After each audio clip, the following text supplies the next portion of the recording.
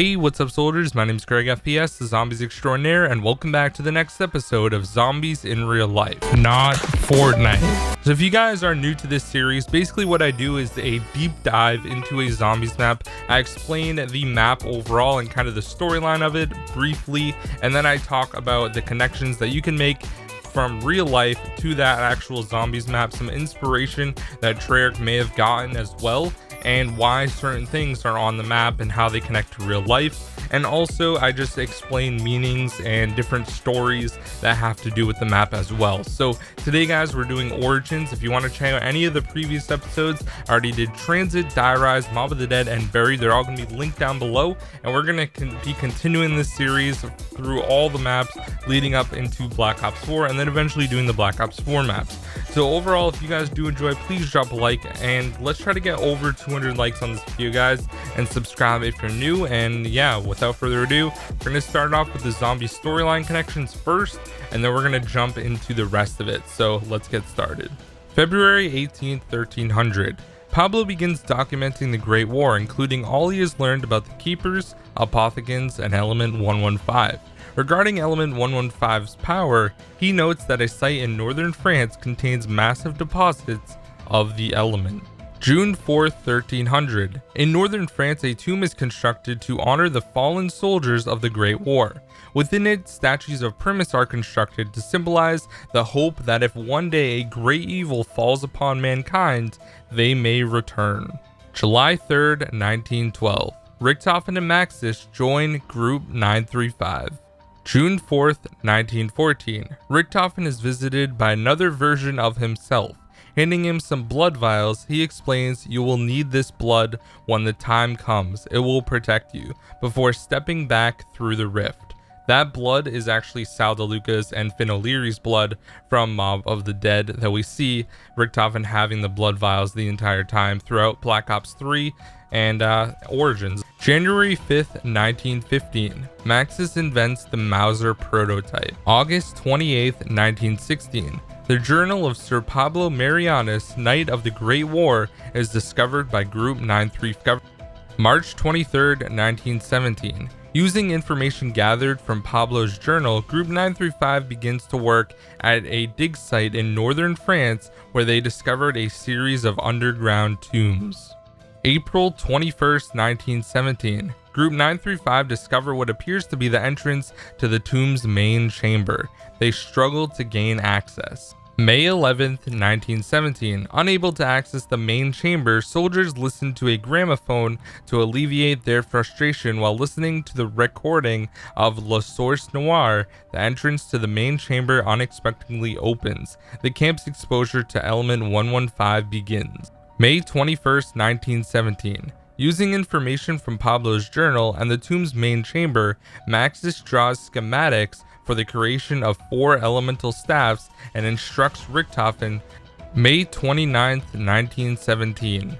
The more Maxis reads of the Great War, the more he begins to question his understanding of the scientific world and the true nature of the universe itself. He finds himself open to the possibility of a higher power. June 11th, 1917. As Group 935 experiments with Element 115, they successfully create localized energy fields which appear to function as portals. Nothing but objects can pass through them. Maxis speculates that the rifts may have opened gateways across space and time. The rifts allow Samantha to reach out to Maxis from Agartha. She begs for his help and ultimately reveals she is his daughter. June 15th, 1917. An ancient box with the power of manifesting weapons from different eras arrives through a portal. Maxis fears the Element 115 is disrupting the space-time continuum. July 1st, 1917. Following the installation of Element 115 power generators, reports surface regarding ancient figures emerging from the dig site, corresponding with this mysterious deaths of a number of Group 935 soldiers. The ancient figures are undead knights from the Great War. August 3rd, 1917. Nikolai Belinsky is sent into exile. September 10th, 1917. Using Element 115, Group 935 constructs Freya, Odin, and Thor giant robots who they believe will secure the victory for the Central Powers of World War I. They also ended up creating Loki, which we're going to get into later. I just want to add that in real quick. September 22nd, 1917, Richthofen notes that in spite Group 9-5's progress at the dig site, he is troubled by Max's growing obsession with Pablo's diary. October 6, 1917, Takeo Misaki is dispatched to France by the Emperor to gather intel on Group 9-5's weapon technology.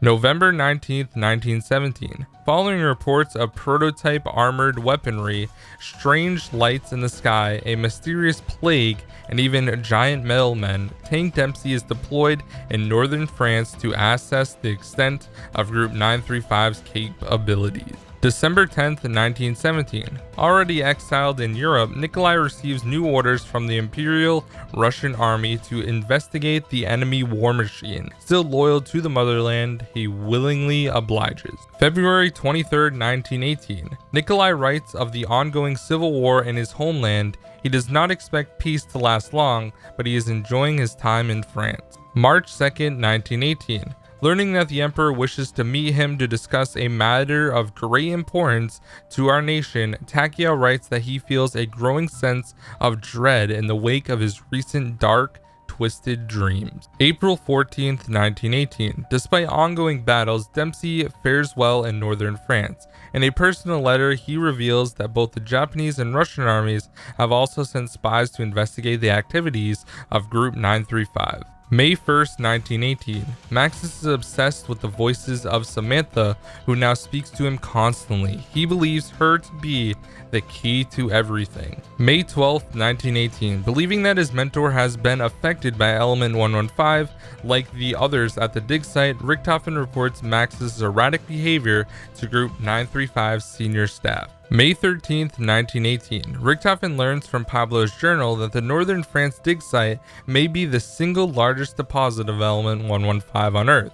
He believes this explains why it was affecting so many at the site. May 14th, 1918. Now completely consumed by Samantha's voice, Maxis swears he will no longer serve Group 9-5's mission. June 4th, 1918. Now this is actually the description of Origins. Element 115 awakens the undead knights from the Great War and quickly consumes the camp. Maxis is rendered catatonic by the element. Richthofen removes his brain before he turns. Dempsey, Nikolai, and Takeo unite with Richthofen on the battlefield and help free Samantha from her imprisonment in Agartha. Primus has been reunited. Samantha sent Primus to their next destination. Max's brain arrives in Agartha and Dr. Monty decides to step in. Monty brings Max's brain to the house and wipes Max's corrupted by the Dark Aether from existence. Sorry I read so much storyline information, but I just think it's really important that you guys understand the events that went on at Origins. Now we're going to be jumping into the real life things and also meanings of certain things on Origins. So this is probably going to be the best part of the video, but thank you guys for listening through the storyline if you did in fact listen through it, because it is super important to what we're going to be talking about now. We learned from the loading screen that Origins takes place in northern France during 1918. We also know this, that the actual date of Origins is June 4th, 1918 from the timeline that we just read.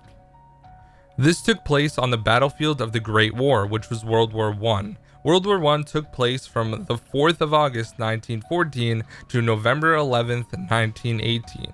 Northern France was in the Western Front and the main area where the war and fighting took place. There is not a real-life location of exactly where Origins is directly pulled from, like how Mob of the Dead is on Alcatraz Island, but overall it is more of a generalization of the terrain of World War I rather than an actual place. The Mark IV tank was a British tank that joined the battlefield of World War I in 1917. This is the tank that we see underneath the church on Origins, and then stops at the tank station next to Generator 2. The starting pistol on Origins is the Mauser C96. This was manufactured for German soldiers during World War I. They were mass produced until the Luger replaced the Mauser during World War II. One of the map-specific weapons to Origins is the MG08. It was a German weapon known as the Maxim 08, which was named after the creator himself, Hiram S. Maxim. This machine gun could create maximum amounts of carnage and could also deliver a psychological effect to the enemy troops. Any charge that an opposing side tried to attack were easily mowed down. The area between the trenches was known as no man's land. The reason we have trenches all throughout Origins is because it was the main way of fighting during World War I. It is known as trench warfare. Both forces constructed deep trenches and protected the trenches on each side with barbed wire, which is located on Origins as well as mines and other obstacles. The black sun symbol that we see on the ancient soldiers on Origins was actually the first known form of a Nazi symbol. The swastika ended up being formed from this symbol. It was also used to identify Heinrich Himmler's elite soldiers during World War II. Himmler was the lord of the ruins Wewelsburg Castle, which also had a black sun on the floor within the castle. There are plenty of ghost stories that soldiers experienced during the trenches of World War I. Some soldiers recollected seeing family members and also having the family members bring them to a different part of a trench, and the next morning finding out that that exact location where they were in the trench was bombed and they would have died. That is all the ghost stories that I could find within the trenches of World War I. Those were pretty much all I could see. There was a few different stories like that, and that's pretty much it. That's pretty much all I could find about like actual ghost stories in the trenches. When Treyarch was working on Origins, there were many influences of mythology. The first instance of this is the giant 1,000-foot robots. They were each named after a Norse god. Thor is the god of thunder. He represented the warriors and also had high status in the Germanic society of ancient and early medieval times. Odin was the father of Thor and was also known for being full of wisdom and healing. Freya, she was the ruler of the afterlife realm, and she represented as the seeker of pleasure and the unknown. And lastly, the robot that fell over on the tank path next to Generator 2 is known as Loki. Loki was known as a trickster of the Norse gods. He also is known as being chaotic and mischievous. Now let's talk about the staffs and their names. First is the fire staff called Kagutsuki's Blood. This is a character from Japanese mythology. Kagutsuki was a fire god. When his mother was giving birth, she died from the extreme heat. His father ended up chopping off his head with his katana. Blood gushed everywhere, and another 8 gods were born when the blood came in contact with rocks. It turned out that the rest of his body ended up creating 8 volcanoes in Japan when more blood spilled on rocks. Pretty interesting. The lightning staff is known as Kemit's Bite. Kemit was the dog of Kadaklan, the god of lightning. A passage I read about Kamat said, "Beware Kamat, who does the bidding of Kadaklan. His bite is deadly, capable of felling trees and destroying houses. If you see a dog during a storm, then you are assured a quick death." The ice staff is called the Ull's Arrow. Ull was an amazing archer, and he is known for living in Scandinavia during the Viking Age. There's no connection to the ice that I could find, but I think the ice might just be from where he's from. Being in Scandinavia, there's definitely a lot of ice and snow that is there during the winter. The Staff of Wind is called Bor's Fury. Boris is in Greek mythology and is the god of wind. In the Greek mythology description, we learn that he had a very violent temper as well, which makes sense why the staff is called Bor's Fury. Also on the back of each staff, we have Sekhmet's Vigor, which was an Egyptian god of healing, so that's kind of cool. We have 3 revives if we turn the staff on the other side and shoot down teammates. The Easter egg steps on Origins actually follow the second mission from Black Ops 1 called the Verkuda Steps. Step 1 is secure the keys. Step 2 is ascend from darkness. Step 3 is rain fire. Step 4 is unleash the horde. Step 5 is skewer the winged beast. Step 6 is wield a fist of iron. Step 7 is raise hell. And step 8 is freedom. Anyways, guys, that is going to be the full real-life history of Origins. I hope you guys did enjoy this video. Like I said, I spent a ton of time on it, a lot of research and all that sort of thing. So I really hope you guys did enjoy this episode. Once again, if you want to check out the other episodes that I've already done from Transit through Buried, they're all going to be linked down below in the description. You guys can check those out as well. Thank you so much for watching. Have an amazing day, and I'll see you guys in the next video and also in my next live stream. Peace out. From that day forward, they knew that Samantha would keep them safe. Forever.